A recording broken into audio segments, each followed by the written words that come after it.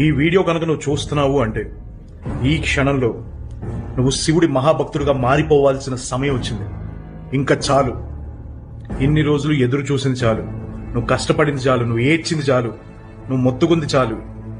ఇప్పుడు నీకు ఒక జబ్బు వచ్చినప్పుడు ఏ డాక్టర్ని పట్టుకోవాలో తెలిసినప్పుడు, నీకు ఒక కష్టం వచ్చినప్పుడు ఏ దేవుడిని పట్టుకోవాలో కూడా తెలియాలి. అందరికన్నా ఈజీగా అప్రోచ్ అవ్వగలిగిన డాక్టర్ని, స్పెషలిస్ట్నే కదా నువ్వు పట్టుకుంటావు.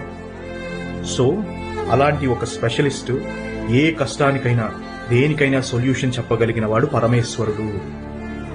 ఇది గుర్తుపెట్టుకో. ఆయన మాత్రమే చాలా ఈజీగా కరుణిస్తాడు. మిగిలిన దేవుడు కరుణించడు అని కాదు, బట్ కొంచెం టైం ప్రాసెస్ ఎక్కువ. శివుడు మాత్రం భోళాశంకరుడు, ఇమీడియట్ గా రియాక్ట్ అయిపోతాడు.